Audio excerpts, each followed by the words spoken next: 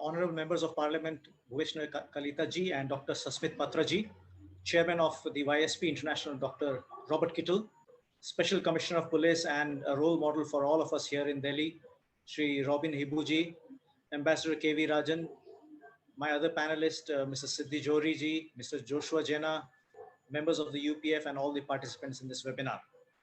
I'm indeed privileged to be part of this very distinguished online gathering of parliamentarians, academicians, and activists and administrators.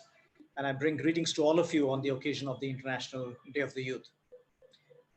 This year, of course, the United Nations has given the theme of youth engagement for global action. And here also in this webinar, our theme here is COVID-19 and our youth. Now, I believe that both of these themes are not only relevant, but also in a great sense complement each other.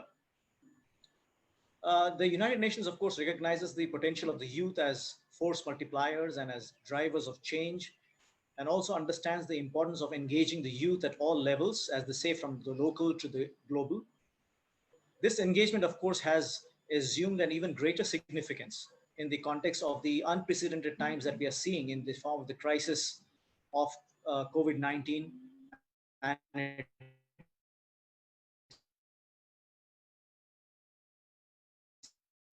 attendant consequences, studies, in their careers, in their health and other opportunities. Many of them, of course, face the combined and cumulative challenges of health risk, displacement, unemployment, academic discontinuity. Some of them might not be able to go back to school and colleges, social divide, and of course, discrimination that comes along with it.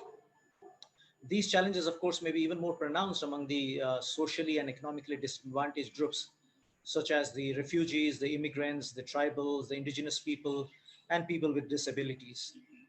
Recognizing these challenges faced by the youth and engaging them, I think, is the first step towards seeking solutions to these issues. I believe that youth can no longer only be at the receiving end of decision-making and policies. It's time that they are no longer just foot soldiers, but they are also commanders, as Special Commissioner Robin Hibu pointed out.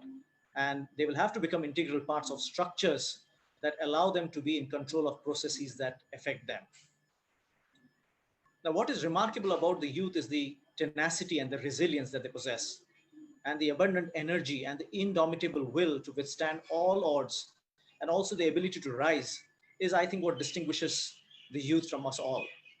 It is imperative, therefore, that our youth are engaged and represented in societal and institutional structures of planning and governance, so that we can also partake of and benefit from their strength and energy, even as we seek to rebuild the post-COVID-19 era. As one of the most important stakeholders in our world, the youth deserve a prominent say and participation at all levels, so that a concerted and effective effort can be made to seek solutions to the pressing challenges arising out of the COVID-19 outbreak. The promise of the future that the youth hold out to us can be fully realized when we become more invested in their inclusion in decision-making and decision implementation and also governance.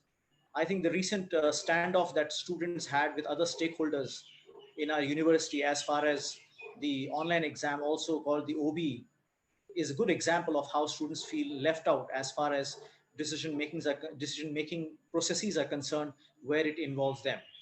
I say this because I believe that we have two parliamentarians here who are also part of the HRD committee, parliamentary committee, and I believe that they certainly have this in mind, and I'm sure that these are things that have been reflected in their decision making. We will have to think of innovative ways, of course, in which to involve youth in combating pandemics, creating an equitable world, creating jobs and opportunities, and also creating conditions for good health in the days to come. The will of the youth must be exercised, I believe, in these matters, and they cannot be mere passive receivers of what is handed out to them. To conclude, I would like to say that the future belongs to the youth, as we all know, and it is our responsibility as leaders, as policymakers, as academicians, as legislators, to invest in our future by investing in our youth. Thank you very much. Wow, thank you so much, sir. Thank you.